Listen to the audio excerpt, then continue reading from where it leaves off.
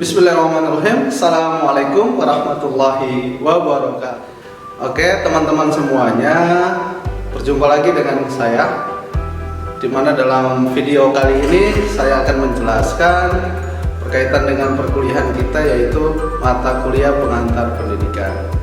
Oke baik teman-teman, sebelum kita membahas dalam materi perkuliahan kita, ya tentunya harapan saya dengan adik-adik semua bisa menonton video yang akan menemani kedepannya ini.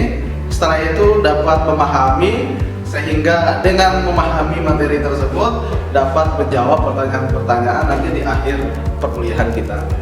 Ya, selamat menonton ya.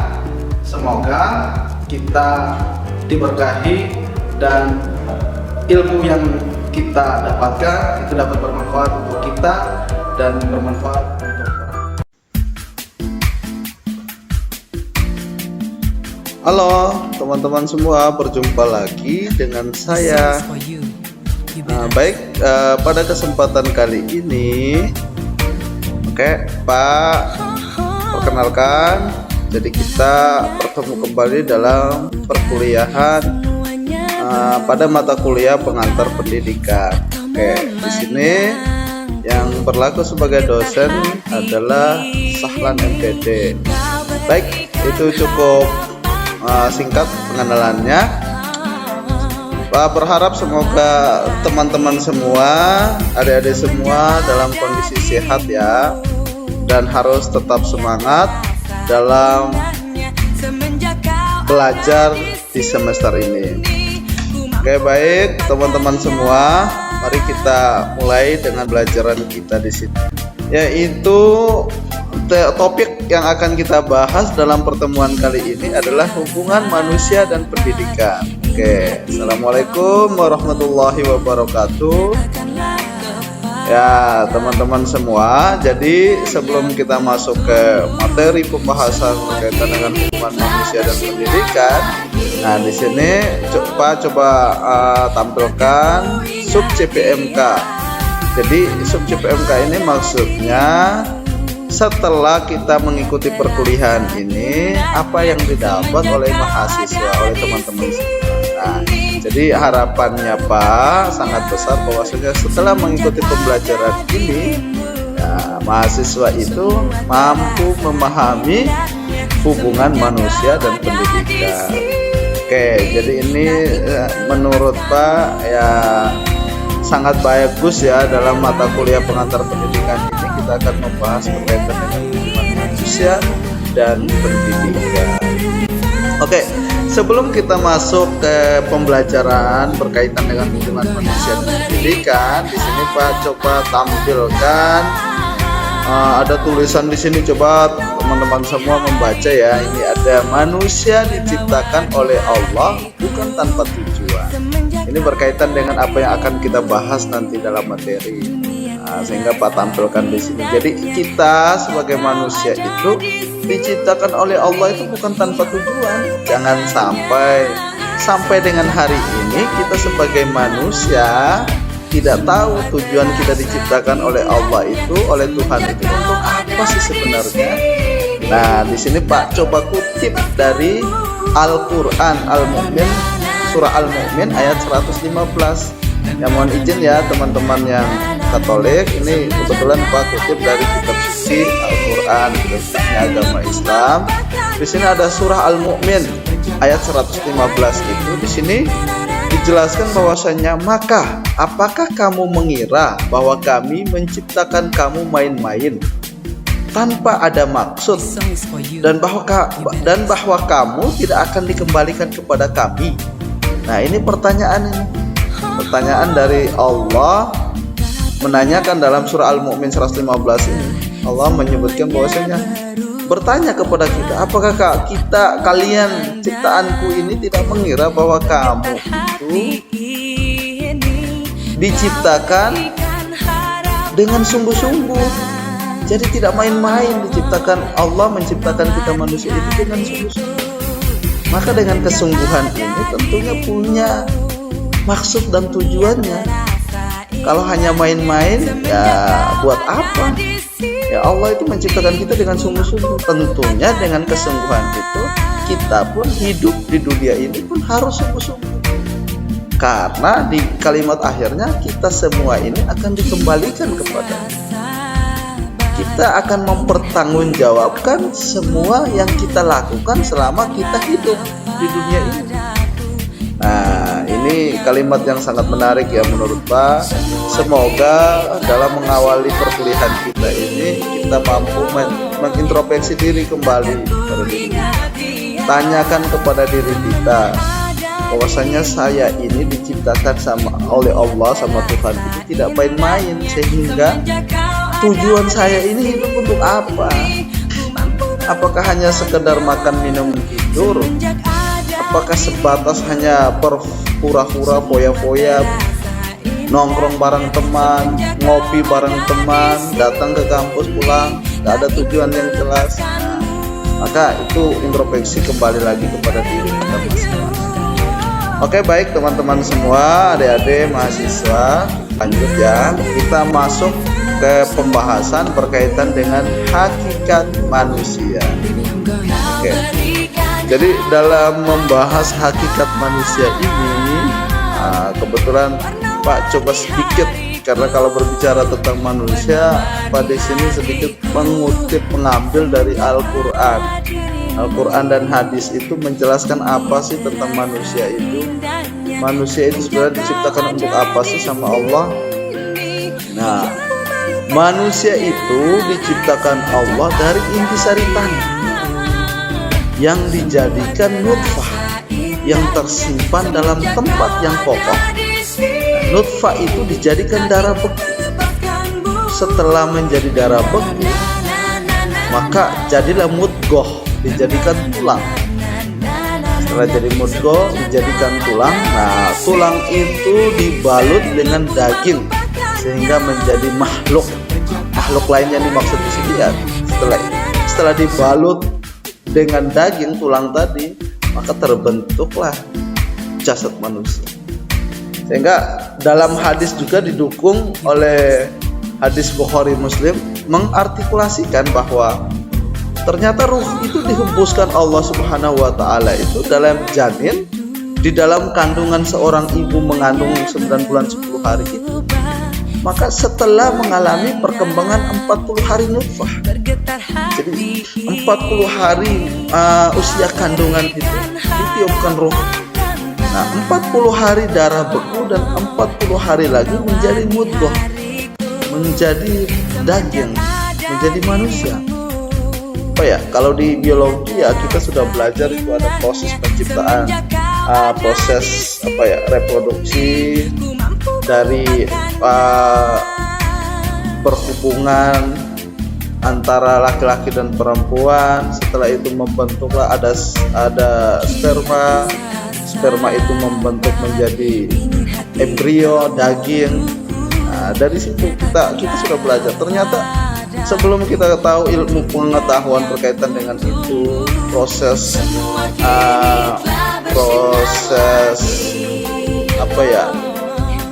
reproduksi, proses dalam kandungan itu, manusia itu dari proses sperma itu membentuk menjadi bayi di dalam kandungan itu, embrio itu. Ternyata di hadis, di Al-Quran sudah dijelaskan seperti itu. Oke, kita lanjut ya. Sehingga tadi pandangan secara agama. Nah, di sini Pak coba paparkan beragam pandangan tentang manusia. Ini dari berbagai macam perspektif. Ya, tentunya banyak perspektif lain. Cuma di sini Pak coba ambil beberapa yang secara umum orang tahu lah tentang perspektif berkaitan dengan pandangan manusia. Oke, menurut perspektif filsafat, ada tokoh filsafat, seorang filsuf terkenal yang sering ya kalau di tataran mahasiswa dunia akademik sudah tidak asing dengan namanya Plato. Nah, jadi menurut filsuf Plato ini, beliau menyebutkan bahwasanya ternyata manusia itu adalah makhluk yang berakal, dan akal manusia itu berfungsi mengarahkan budi pekerti. Jadi memang menurut filsuf Plato ini manusia itu makhluk yang berakal, itu yang membedakan antara manusia dan ciptaan Tuhan yang lain. Manusia itu memang dibekali dengan akal pikiran, sehingga dengan manusia memiliki akal itu dia mampu membedakan, oh yang ini saya harus bertindak seperti ini, bisa membedakan mana yang baik, bisa membedakan mana yang harus saya batasi, mana yang harus saya lakukan. Terus selanjutnya ada perspektif antropologi, bahwasanya manusia itu ternyata tergolong primata yang paling sempurna, yang paling sempurna jasmani dan rohani, sehingga tidak tertutup kemungkinan melahirkan perilaku dalam berbagai bentuk dan implikasinya. Nah, jadi ini perspektif antropologi.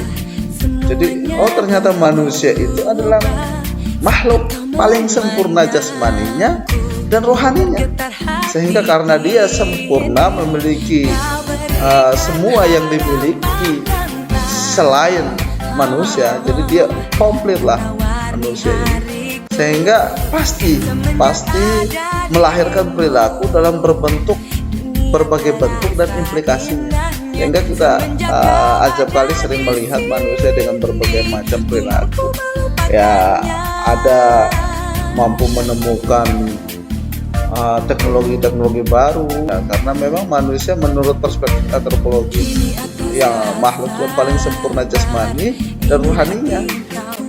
Selanjutnya ada perspektif psikologi modern. Jadi ini untuk bagi aliran behaviorisme, manusia itu adalah makhluk netral. Ketika manusia dilahirkan, pada dasarnya tidak membawa bakat apa-apa. Jadi manusia itu akan berkembang berdasarkan stimulasi dalam lingkungannya. Nah, kalau perspektif psikologi modern ini, jadi memang manusia itu ternyata dia berkembang itu yang berperan merubah perilakunya, ya lingkungan sekitarnya. Misalkan kita hidupnya di lingkungan yang di daerah ramai perkotaan gitu, akan berbeda dengan perilaku orang yang terlahir di daerah pedesaan, akan berbeda. Dan perbedaan itu ya kita kesehariannya kita terlihat dan nampak, kita bisa oh ternyata kepribadian perilaku orang yang lahir di daerah perkotaan sama di desa juga seperti itu. Kita bisa membedakan. Jadi memang perilaku sikap kepribadian orang itu terbentuk dari lingkungan di mana dia dibesarkan. Ini menurut perspektif psikologi modern. Terus selanjutnya perspektif psikologi humanistik. Nah, untuk perspektif psikologi humanistik ini menyatakan bahwasanya oh ternyata manusia itu pada dasarnya punya potensi yang baik dan kemampuan yang tak terhingga, serta memiliki otoritas atas kehidupannya sendiri. Jadi manusia itu mampu mengambil keputusan sendiri, jadi otoritas penuh, memiliki otoritas atas kehidupannya sendiri, bertanggung jawab penuh atas dirinya. Kita ini besok lusa mau jadi apa itu sebenarnya tanggung jawabnya pada diri kita juga, bukan tanggung jawab orang lain, bahkan bukan tanggung jawab orang tua, tapi tanggung jawab kita pribadi. Saya ini kepribadian saya, sosok saya mau jadi apa di kemudian hari itu tergantung pada diri kita yang sekarang. Ini perspektif psikologi humanistik. Sehingga masih keragaman pandangan tentang manusia ada lagi perspektif dari segi pendidikan. Nah, dari segi pendidikan ternyata manusia itu adalah homo edukatif. Homo edukatif, manusia yang punya sifat secara lahiriah, kodrat itu ingin belajar. Jadi ketidakberdayaan manusia ketika lahir itu menjadi peluang bahwa manusia itu adalah makhluk yang dapat dididik. Jadi memang kalau dipikir-pikir kita ini kan terlahir dari ketidaktahuan, sehingga menjadi guru pertama kita itu adalah orang tua kita, ibu kita, ayah kita yang mendidik.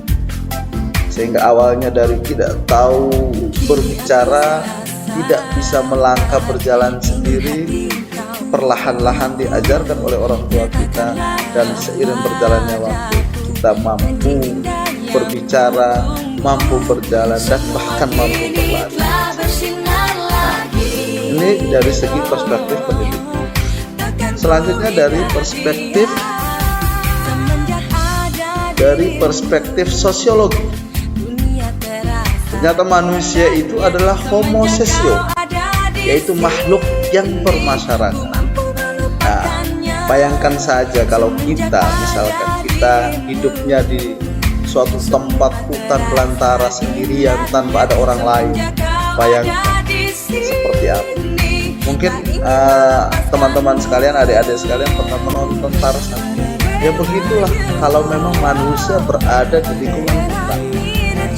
Mungkin seperti itu sosok kita, karena keseharian kita bergaul ya dengan binatang, hewan, sehingga kita pun akan berperilaku seperti itu. Karena kembali lagi kepada yang di atas, lingkungan itu yang berperan penting dalam merubah perilaku kita. Sehingga kita pada dasarnya itu ternyata makhluk yang bermasyarakat. Sehingga Pak yakin benar itu kalau kita kadang sendirian bingung mau ngapain ini, galau terus kalau sendirian duduk. Tapi kalau di saat kita bergabung dengan teman-teman ngobrol asik, ya kadang masalah kita jadi ringan kalau dibicarakan sama ajak ngobrol, selesaikan bersama. Ada masalah ya diselesaikan bareng-bareng sama teman-teman. Nah itu malah jadinya enak perasaan kita, hati kita jadi tenang, badan kita pun jadi baik ya karena diselesaikan. Tapi kalau orang yang biasanya sendiri, ada apa-apa sendiri lama-lama gantung diri, ya khawatirnya seperti itu. Jangan sampai ya kita seperti itu, karena kadang-kadang orang putus asa, merasa dunia ini sempit ya karena kesendirian, sendiri seperti itu. Selanjutnya